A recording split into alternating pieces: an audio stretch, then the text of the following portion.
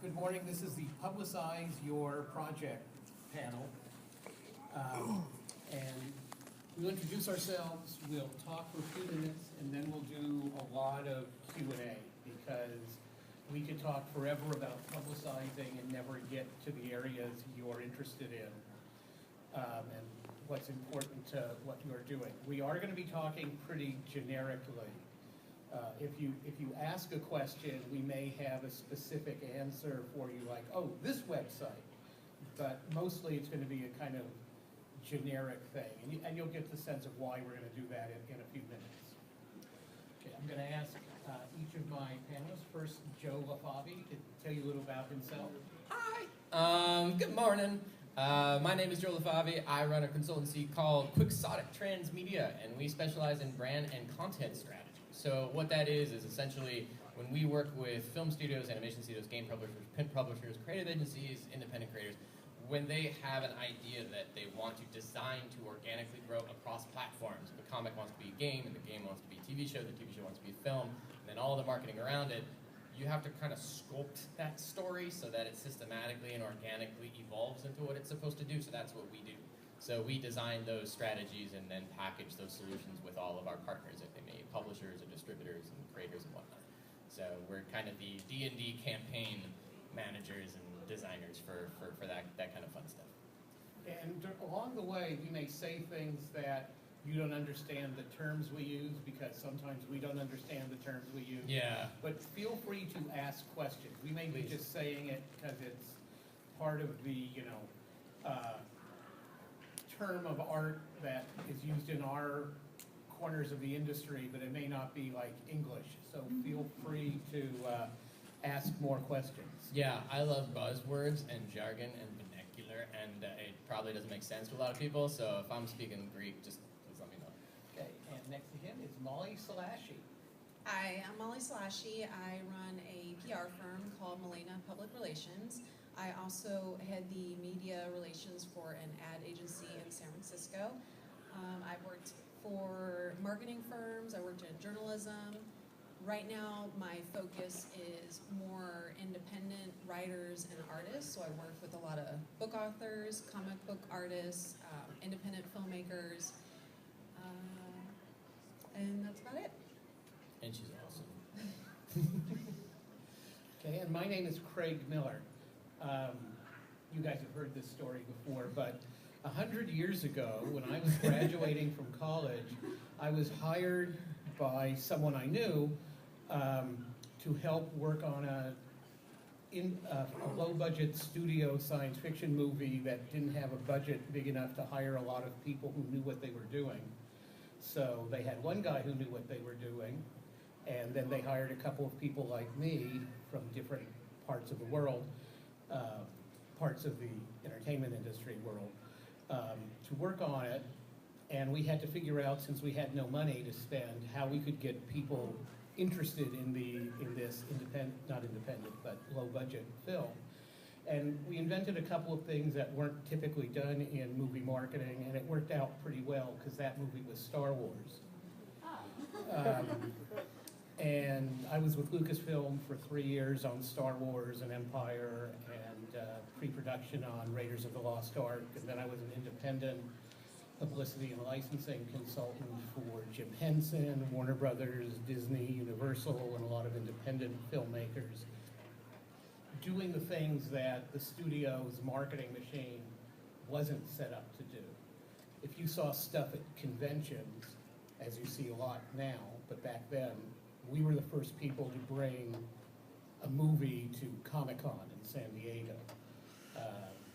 We got publicity, publicity by doing things like, for the movie Excalibur, I got Bride magazine to run a pictorial on the wedding of Arthur and Guinevere, going to publications that don't normally cover movies, and I got movies covered in ways that wouldn't normally be thought about. And we'll talk about doing all that kind of stuff as we go on. Let me ask a couple of questions of you guys. How many, I assume all or most of you are here because you have a project you want to publicize, or you're sitting next to someone who has a project they want to publicize. How many of you have a comic book project? How many of you have a movie project? Okay, TV project, game, Oh, look at that. okay. Yeah, okay, I mean, we're just trying to get a sense of the types of things. We did this panel at Comic-Con in San Diego a year and a half ago, something like that. And there was a guy who was trying to open a museum. So there are all kinds of different ways.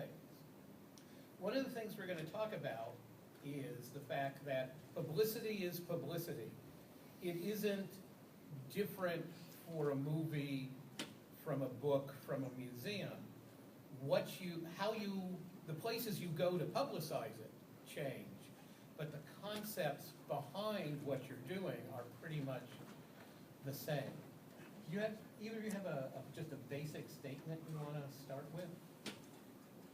Well, I guess that's actually like a big, it's a big point of it, is that really a lot of what publicity is understanding who your audience is, and understanding that every IP, every idea has a target market, has a target audience, has that ideal community that would just get it and understand it, and you don't have to talk to them a lot or sell them hard, and you understand what's unique and special about you.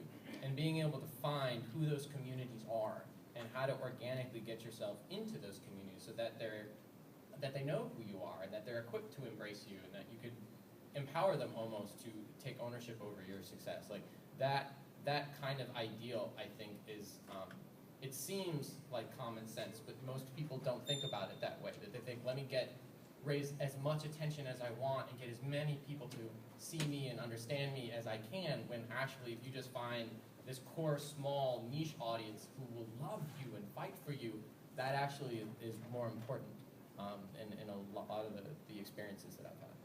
Yeah, I agree with that. I think it's good to cast a really wide net to capture different audiences, but what you really want is to hone in on your core audience, the people that love your work. They're going to pick up, if you have a sequel, they're automatically going to buy it outright, not even knowing what it's about. They're going to give you positive reviews, they're going to share that on social media, they're going to spread the word for you. So essentially that's free publicity you're getting from those people. So it's really important to tap into that audience. Right, and then once you have that core audience building, then you can work on expanding into a more general audience or even targeted audiences. Again, just to use that same example of Excalibur, the audience, the readership of Bride magazine would not typically be considered the audience for Excalibur. Excalibur was a college-age guy action-adventure movie. That was its target audience. And they didn't want it to come off as a chick flick. They wanted it to come off as a big action movie. But by going to some place like Bride and showing the readers of Bride that, hey, there's this cool wedding in it, and if you've seen the movie, it's a really beautiful wedding, and it's a really nice sequence, and saying, hey, there's something in it for you too, it expanded the market without affecting the general targeting, because no college guy was going to be looking at Bride magazine. Okay. How do you think you should target how do you find that target audience? I think it really depends on the product or project that you're working on, and also what the genre or subgenres are. So, I don't know. I'd be interested in hearing what your individual projects are to really give a recommendation on how to capture the right audience. Yeah, I feel like, honestly, I'm a big fan of research. I'm usually the Hermione Granger of the team. And so anything that you're doing, You can tell by his long curly hair. yeah. It's going to be awesome. And every project that you're doing probably has partners or sisters or precedents in that market. Like, you could point to them and say, oh, I'm inspired by this. I was influenced by that. That did something similar to what I did. That can serve as an example for you to go, well, how did they do it? Who did they talk to? Like, this is the awesome thing about today is we're in the digital age. And so you can go on their Facebook page and see who they talked to. You can see what reviews they got and which sources they thought were important. You could look at the market, at a couple of the projects that are like yours, that are aspirational goals for you. I would love to do what they did. I'd love to be who they are. And study them and figure out what they did, figure out what they did right, what they did wrong, and use that as an influence to start to inform your decisions on who you should be talking to and why. And I think also, probably any project you're doing is some way related to who you are and what you like. I'm doing a comic book because I'm a comic fan. I'm doing this independent horror movie because I love horror movies. Anything like that. Well, what are the magazines you read? What are the websites you go to, the blogs you go to? Because that's your interest. You already know those to start with. Those are the ones you're already involved with, and that also gives you a leg up in getting them to cover you. One of the things we want to talk about, because we've had this conversation before, is you can send out a press release to 1,000 different places. Why should they cover your comic book, your website, your movie? What makes yours interesting, and who are you to them? If you're already on their website, just for example, websites, you can be interacting with the people there. You could be replying to posts, you could be, it's a site that lets you post reviews or comments, you could do all that. You can get involved with the people there. That makes it more likely they will cover some project of yours. Get involved. It isn't, it's not a one-way street, and they need to have a reason to cover you instead of the other 8 guys they heard from in the last 20 minutes. I think a lot of it really comes down to, like, the projects that I see really succeed, a lot of it is credibility and authenticity. That, if you really are a member of that community, if you really love this stuff, and it's obvious and it's clear, like if you could talk about it with passion, not just your own ideas, but the whole genre, the whole, why, the whole business of it all, the inspiration of it all, I think that people really connect with that. And so if you're looking at your project and asking yourself, how do I promote this, or who should I talk to who have no ideas, that may be a red flag for you of really looking at why you're doing this project. And thinking about, well, if I don't understand who would like this, and I'm not a natural fan of this, why am I doing this in the first place? Okay. The other general comment before we go to specific questions is doing your project is hard. It takes a lot of time and a lot of effort on your part to create whatever it is you're trying to do. Guess what? Marketing it takes at least as much. You don't just throw it up in the air and suddenly everyone covers it. You need to spend a lot of time and a lot of effort doing that.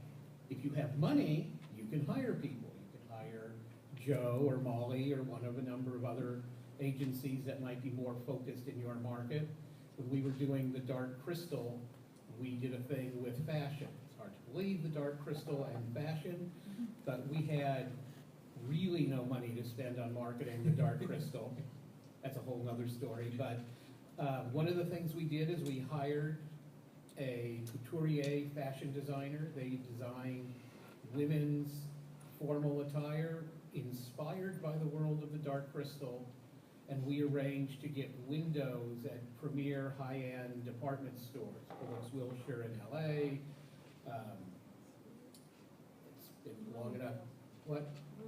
Bloomingdale's in New York, Neiman Marcus, Bendel's, a lot of these high-end places. And we hired a outside publicist who was a fashion publicist to get us coverage in places like Vogue and women's fashion magazines. You can spend money. There are lots of specialty people who you can spend money on. Or you can, but like most of us, we don't have the money to spend on doing that. We're starting out, we're doing our own independent projects. That's why you got to do it yourself. And that means investing your time and your efforts and your imagination into getting it done. Yeah. I'd say that the publicity and the marketing side is almost a full-time job. And one of the most common things that I hear from a lot of independent artists and creators that contact me is, I just self-published a book and it's up on Amazon, but no one's buying it. Or I have a movie that's available to stream or download, but nobody's downloading it and watching it, and no one will review it. Or I just started a Kickstarter for my comic book, but nobody's donating money. I flipped the switch. Why isn't the money rolling in? And that would, you'd probably be a really good candidate for some publicity and marketing because nobody knows about your project. How many of you have done a Kickstarter or an Indiegogo or one of those? Woo. We've got one Kickstarter expert here, but how many of them have been successful? Okay, those of you who've done successful ones, and my friend here, David Rakeland, who is a terrific composer, is also a great guy with Kickstarters, and he's been a consultant on a number of Kickstarters to different people. It's a big job. It's not like you just list it and suddenly money comes rolling in. You spend a lot of time and effort marketing your Kickstarter to get money. Months before the campaign. Yeah, it's essentially like running for office. Like if you've ever seen if you want to prepare yourself to run a Kickstarter campaign, binge watch The West Wing. I swear to God, like all the campaign management and everything that they have to do, and shaking hands with people directly to make sure that you got their vote. I have never seen a better comparison for what we went through on Kickstarter. It was amazingly informative at the end of it. Yeah. So let's start taking some questions, and we can always come back to just blathering up here, but we'll start with questions. We like that. Anyone have a question? Yeah. Hi, I'm trying. We have a microphone, so if you can go up to that, just so it makes it easier for everyone to hear. People could even like line up in a queue. Hi, I'm Megan. I'm starting well, I'm in the process of like pre-production. I'm starting like an animated web series on YouTube, and I was just wondering, kind of, what's a good like time limit to put on like each episode for people to like watch and not get like bored if they don't think it's interesting, or like when I'm starting out, like what's a good like a minute or. Oh, you mean how long should your... Yeah, for like people that stay, like, do you know that or not? Yeah, there's actually a lot of market research right now. Like you could look at someone like the Pew Research, PEW. You could look at Forrester. Mm-hmm. There's lots of places out there that if you do some research on the standard market analysis of when people lose their attention span, how long they're watching, and then when they'll eventually just this is not worth my time and click through. There's a lot of numbers out there that, particularly for whatever kind of, like if you're going after teens, that's a different number than millennial females or older kids. But there definitely is a cutoff limit that if there's around 3 to 7 minutes is where that's kind of like the sweet spot.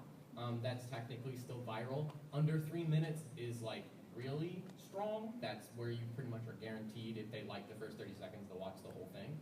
But if it's more of a serialized, like it's a show, trying to keep it under 10 is probably pretty smart.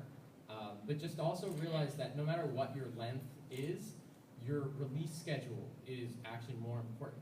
That you have to educate your community and let them know, if you commit to this episode, I'm going to promise you that something of equal quality is going to come out at this date, and then another one at this date, so you can trust me, that you're going to invest this time with me, then I'm going to continue to deliver you content, quality content, on time and on schedule.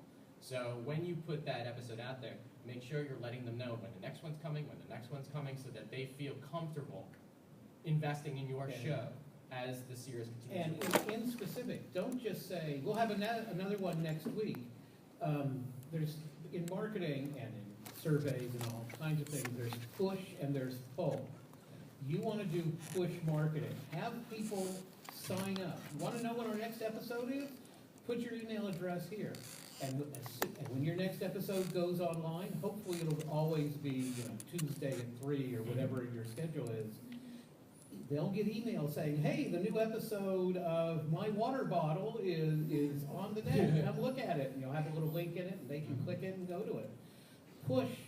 Send something out to them. Don't hope they will remember to come look.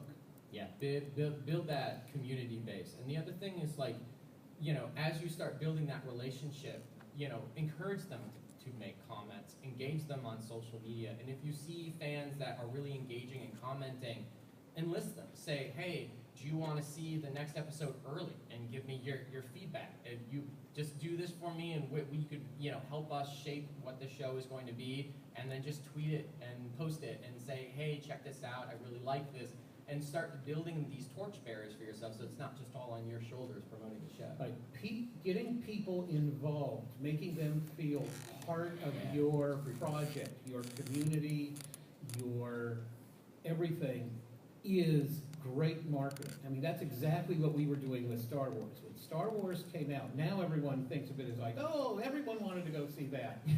No one wanted to go see a science fiction movie.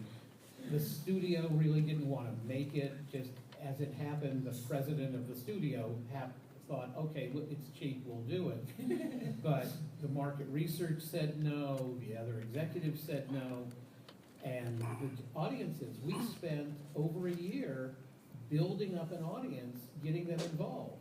We did shows at conventions where we showed artwork, we showed photos, we showed video. Well, it wasn't video then, it was 16mm film. But, to do things. And you know what happened? We gave away t-shirts and stuff like that. And guess what? People wearing those buttons, wearing those t-shirts, or just, there wasn't an online back then, but today people can talk about it online. They're promoting your project. They're getting other people. And if they feel involved, well, it's not just, this is just another video I watch. This is this video where I'm talking to the guy who makes it, and, sorry. But,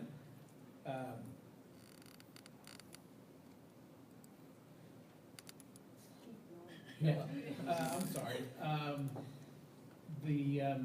They will promote your project for you. The other thing that I want to comment about any kind of viral content is a lot of the discoverability when it comes to viral content. If it's a comic book, if it's a web series, if it's something through social media, all of these things get brought up to the front lines as far as like on home pages, on YouTube, due to these complex algorithms. It will actually watch and see, oh, how many people are looking at it in this short window of time. And so if you have a newsletter, if you have some call to action to say to your people, I not only want you to watch this, I want you to watch it as soon as it comes out. And give them a reward, like whoever does will, share your tweet, or will give you some acknowledgement, or will bring you into the process. Somehow incentivizing them to do it and do it right then. You're gonna trick that algorithm into thinking, oh, this is hot, this is viral, this is happening. You know what, I'm gonna put this in the top stories on the Facebook post. I'm gonna put this on the homepage of YouTube. And so always think about, particularly when it comes to viral content, is how do you motivate people to watch it immediately, consume it immediately? Because that's how you get curated by those big machines to get to the point where people who have no idea who you are can discover you. Well, thanks, guys. You bet. Hi, my name is Ken May. I have an action horror series, and it will be. Look, when you say series, Yes. books, comics, TV show, I'm releasing a graphic novel, but I'm also shooting it as a web series as well. And it will be high fashion. And one of the things you mentioned is contacting magazines. Now, I'm starting off ground zero. Used to be in construction, but I'm doing this now. bravo. How do you contact these magazines, and how do you actually get through to the right people to contact them, so you're not just an email? So I would assume that you're a fan of horror and Yes. action and okay. So what do you normally read or look at online? Where do you get your news from and your reviews? I look at Fangora, sci-fi, all those things like that. But Okay. the thing is, I guess my main question is, how do I actually get through to someone? Well, email is a good way. You need to target who at the publication. Don't just send it to information@Fangoria. Yeah. See who, a lot of publications will have links for the authors of articles. or they'll have the email address for their editor. Send a message to them. Don't just send a press release. Send a personal message. Hi, I've been reading Fangoria forever. I remember back when it was a printed magazine. I'm a big fan of da-da-da. I'm now doing my own thing, and I'd really love to get you to cover it. Here's some reasons why it's interesting, yada, yada, yada. Yeah, there's like a science and art to crafting the right email that's gonna get attention from people, that is gonna have a high open rate. I would say not sending a generic press release. They're really outdated. People don't really use them anymore. You're gonna wanna get their attention just from the subject line, just to get them to click and open it up instead of just trashing it. And once you have their attention, they're looking at it, you're gonna wanna grab their attention from the first sentence. Like, why should they be reading your email? I would keep it short and sweet. Literally sum up what your project is within a couple lines, and like what Craig said, make it personal too. One thing that I really recommend if you're trying to get good press, or any press, any kind of attention on your project, if you do research on writers or journalists that usually cover your type of projects, say something personal to them, because they're people too. They don't just want information thrown at them. They get that all day long. Like, you need to stand out to them, and if you build a relationship with them, they're going to be more likely to cover your work and maintain a relationship with you, and then even ask you 3 months later, what's going on with your project? Do you have anything new coming out? And then you keep going back to that person. And it's really about building relationships with them. Right, I That's mean, crucial. if you're writing to a journalist and you can say, hey, I read your articles about X and Y, and I thought I really liked them. I thought they were, well-researched or well-reasoned, or I agree with you, that really was a stinky movie. And I want to tell you about my project. I think it's right up your alley, so you're actually talking to them. You're not sending them something generic. Yeah. The other thing that I'll say, like, definitely going after the actual reporters who are consistently reporting on your kind of content. Think about the Fangorias of the world, and then look at who covers the Fangoria stories, and look at the second tier and the third tier of those in that community, because it always exists. There's all those people in the second and third tier as well. Go to them too. Like, don't just shoot after that one source. Be like, please cover me, because if you can get some of the second tier and third tier people to cover you, you can then follow up in that first tier and be like, hey, look at my reviews from these other people who are informed perspectives in your community, and they like my stuff. Therefore, you should check me out. Yeah. Like, I think that really looking at not just those top voices, but trying to get a lot of different people to talk about you. That's how a lot of book reviews work, is really trying to build and climb up that ladder of who's reviewing you. It does start sometimes on that ground floor, so that you can start getting more and more people to validate your ideas and let those top people know that you're worth their time and attention. For some of the bigger ones, if you get one piece of news coverage, one person gives a good review, other editors from the other horror sites look at that and they think, oh, this is news, I gotta pick it up now. Yeah. And then they want to start covering it. Some people are going to start reaching out to you too. But I also really recommend going after bloggers. So they don't work for a major publication. Sometimes it's just one person sitting at home with a laptop, but they're writing their opinions. And if you hook them, they become diehard fans too. And then they spread it out to their little fan base, and it starts, working its way around the internet. Yeah.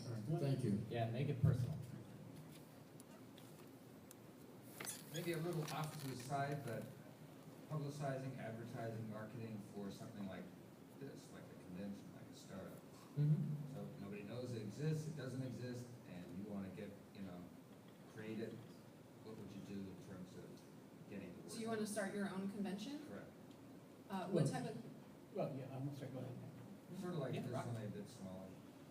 Not necessarily Well, vastly smaller. whatever type of convention it is, and there's a lot of different types, this is sort of a comic science fiction Something along those convention, lines. but there are, conventions for wrestling fans, there are conventions for small pockets like Xena conventions and stuff like that. It's the same thing no matter what sort of thing you're doing. Who is your audience? What do the people in your audience group, who presumably you're one of them, go to? What sites do they go to? What magazines do they read? Go to them, promote it that way. With conventions, a lot of conventions, especially fan conventions rather than commercial conventions, will trade space. You go to the long, I'm not speaking for a specific convention, I'm just gonna use their name. The Long Beach Comic Con might be willing to give you a place to promote your convention if you give them a table at your convention to promote the Long Beach Comic Con. And you can be there handing out flyers or whatever you do to promote it. So you need to contact Sure. the related conventions where there might be people. I know there's a convention called Anime LA.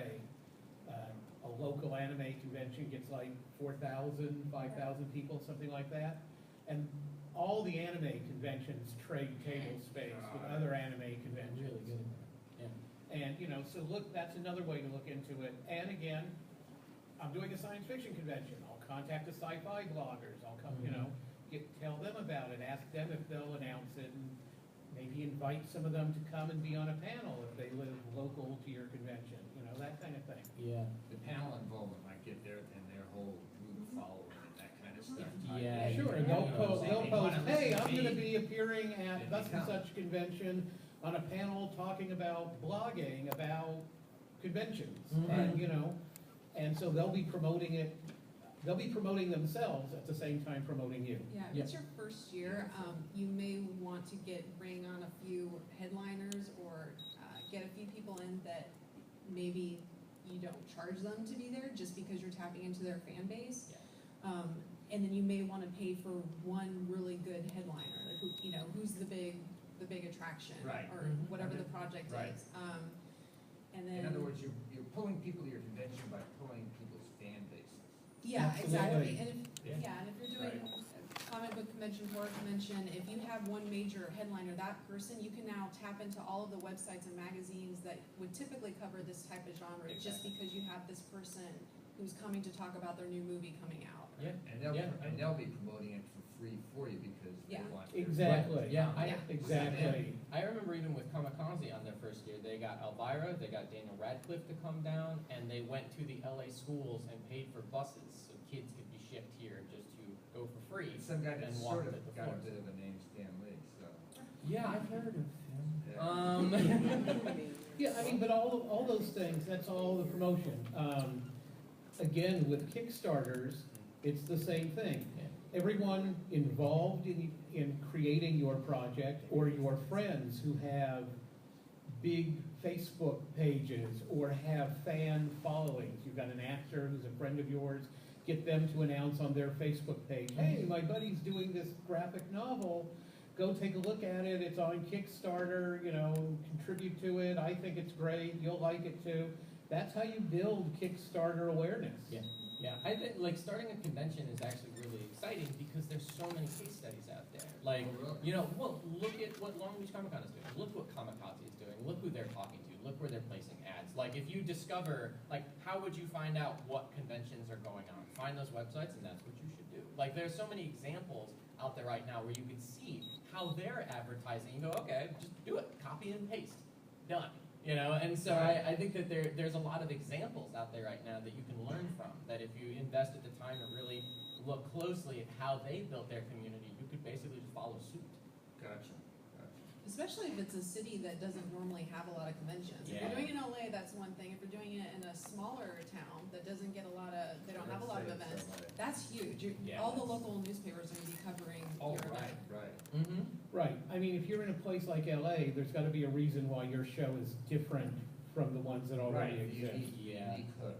Yeah, So to you speak. need a distinguisher that really says, I know you went to Kamikaze in Long Beach, you should go to me too for X, Y, and Z reasons, because this is the only thing that we're doing, and we're expert on that. What you want, this, is only available here. Right, well, that's why conventions like Anime LA, Gallifrey, the Doctor Who convention, they're all specific hooks. There's a Xena convention. Right, There's so if you want to max out on that subject, you really got to go to the one that just Right. specializes versus a more generic one. Right, Yeah. this is the one for you. There may be a little bit, you don't really want to attack the other conventions, but, if you're really into X, we're the place you're gonna find X. Yeah. Okay, awesome, thank you very much.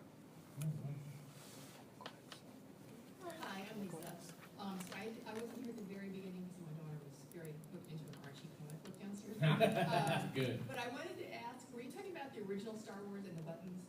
Yes, Okay, because my sister came home from college with the May the Force be with you button, and I remember that to this day. So Yeah. That was very effective.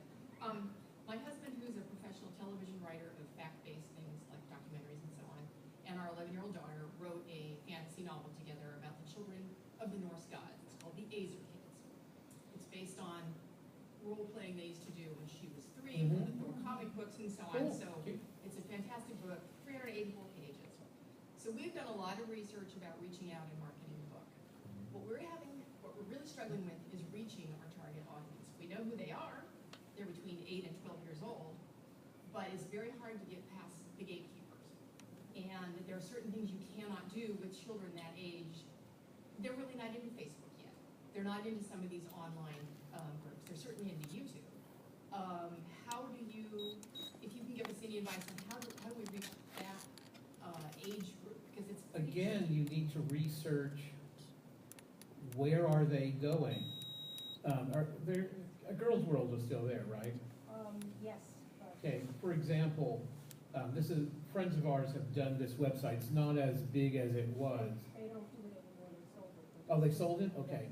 A Girls World was a site, may still be a site, for girls in that age range.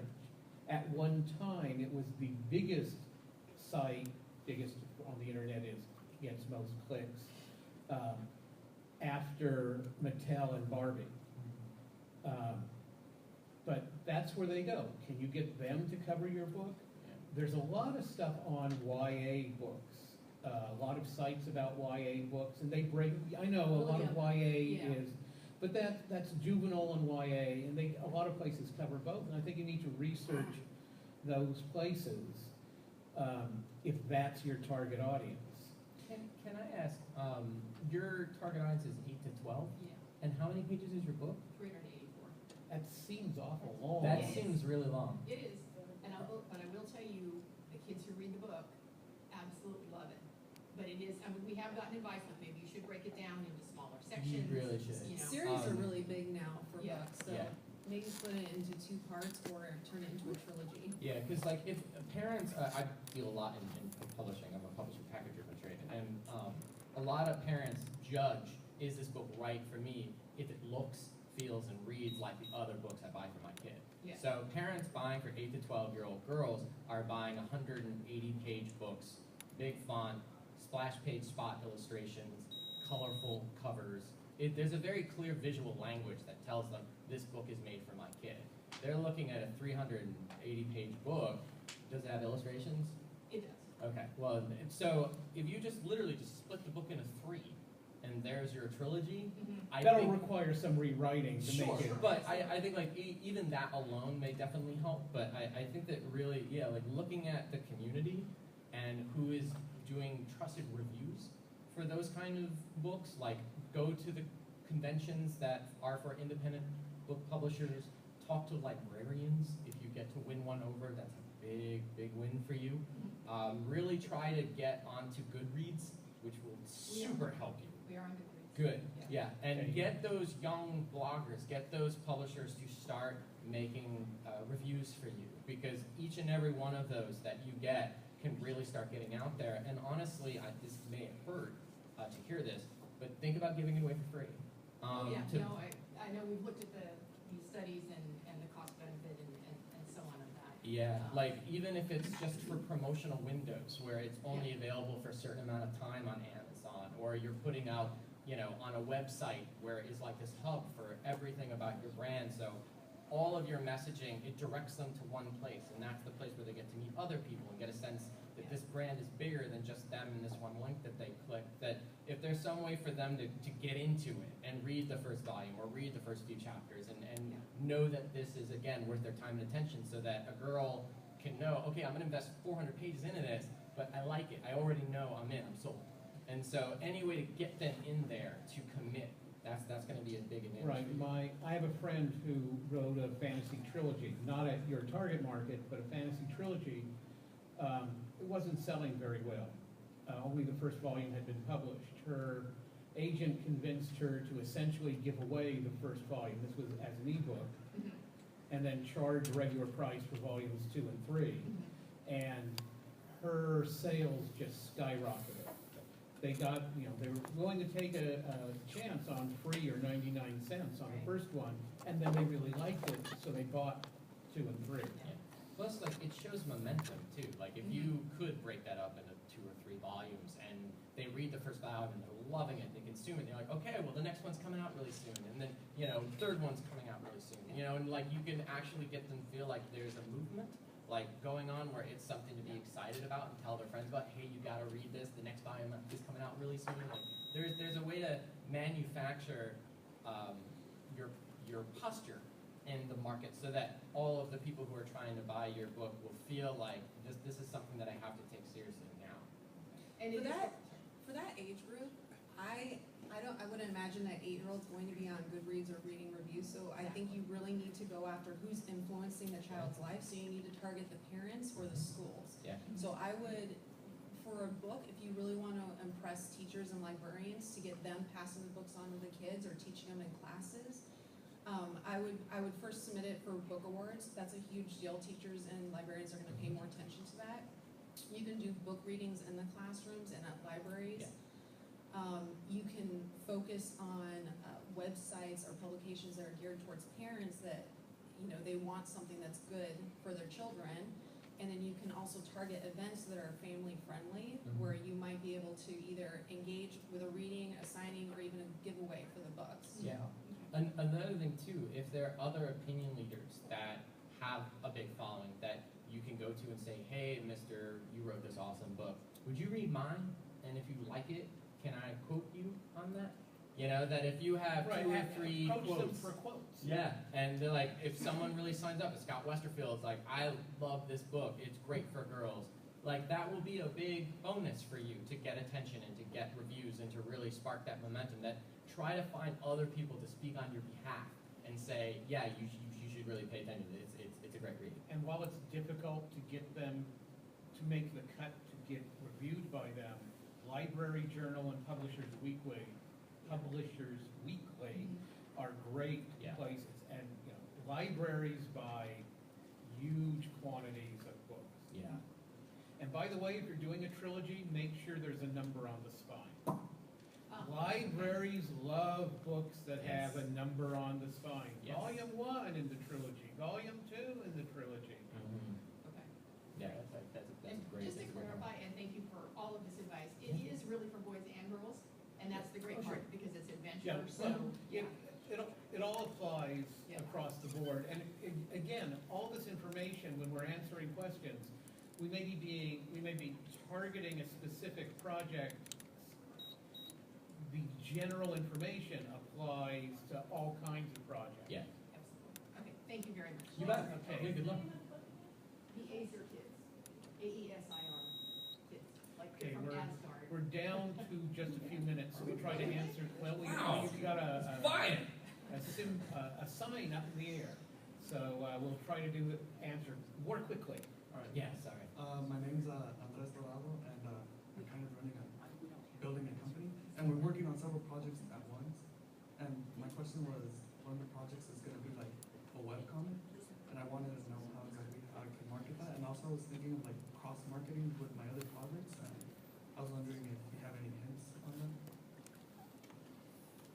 Cross-marketing is a wonderful thing, you're doing a book and you put in the back, look for the game, you do, all that kind of cross-marketing.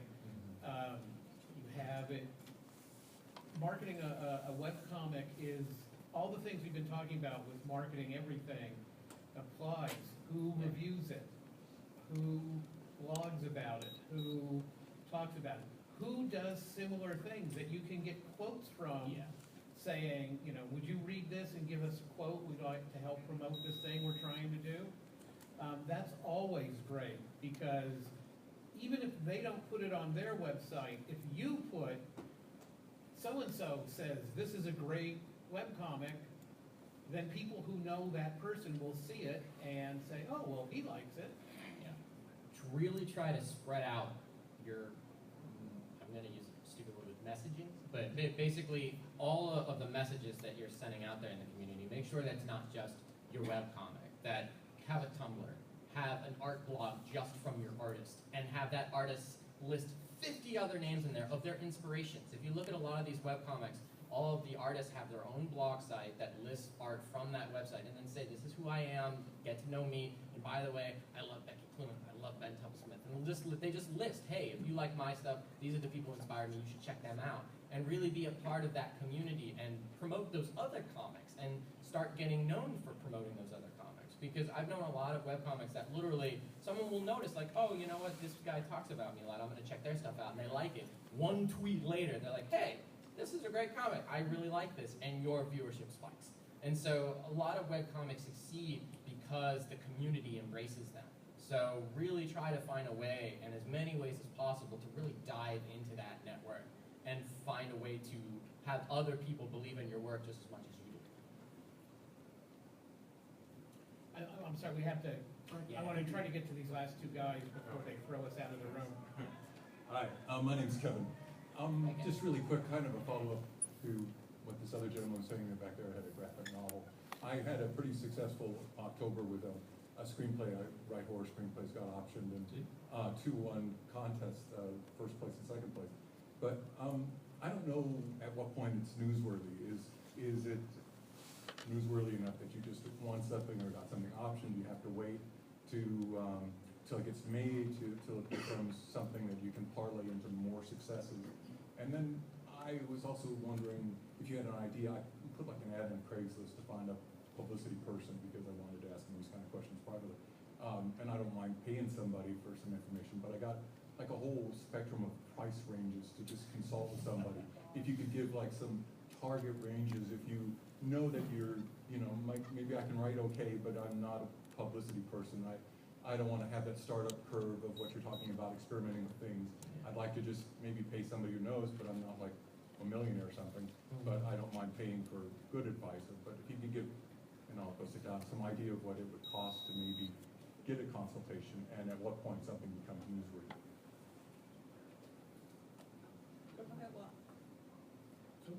Okay. I would say if you're getting a screenplay option, especially if it's horror, I think that that's newsworthy. I mean, you can probably get a little news piece or a blurb on some horror sites. It really helps if you have someone attached to the project, if you have a writer, director, actor, anyone.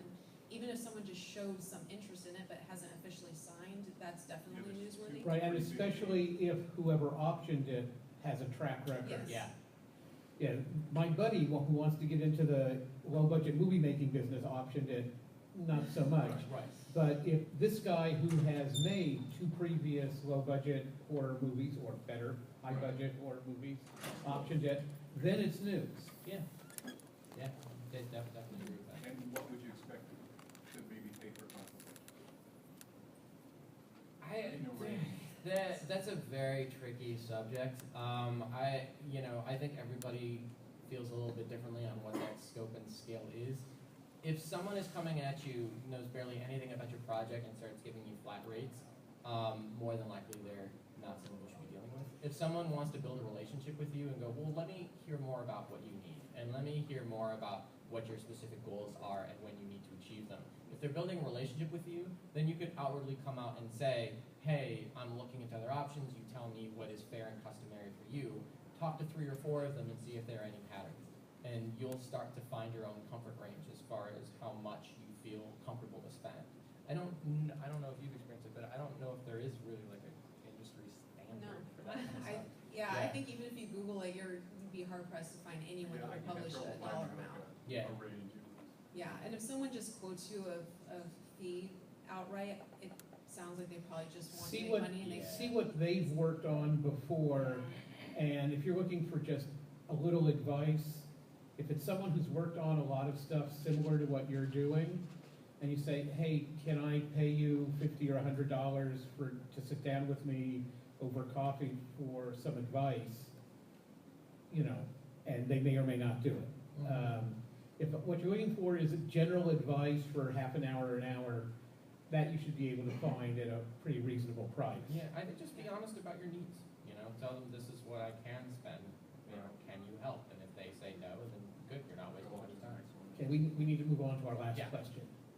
I was just wondering, how important do you guys think going to college is for marketing, and whether you can just jump in and pick up that stuff through trial and error, or whether you actually should go to school? To be a marketing professional? Like to Yeah. work in the marketing industry? If you're looking to get hired at a big agency, you probably need a bachelor's degree for that. But if you want to open up your own marketing firm, or you just want to market your own projects, you don't need a degree for that. I would jump in feet first and just learn through experience. Yeah. Go to work with someone. You can work at an agency to get hired without even a college degree, just to get that experience. Yeah, there's a lot of internships Yeah. and low-level jobs where you can learn the business, that sort of thing. I don't think, I had a degree, but it wasn't in anything really to do with, marketing motion pictures. Yeah. And there's a lot of different vocational ways to do it too. I have a friend who got a marketing and business degree from DeVry for 2 years, and so like, I think it really depends on who you want to work for and what community you want to be in. That if you really do want to work with the big agencies, they're going to look at where you went to school and how you were educated. But if you really just want to be pushing forward the kind of projects that you love, then just start doing it and have that speak for your qualities. It was more because a friend of mine is working on this comic book publishing, and he needs someone to help him with marketing, and I already started to if you can get involved with friends and help them market stuff, and it ends up good, Yeah. then your education is, hey, I worked on the marketing of X, Y, and Z. Yep. That's your degree. Yep. I was having dinner with some family last night, and a cousin asked me, his daughter wants to be a graphic designer and wants to go to college to get a degree in graphic design. And I said to him, a degree in graphic design is fine, but I think more people are concerned with how good is she at what she does, what's in her portfolio, rather than what college she got her bachelor's in graphic design at. Mm-hmm.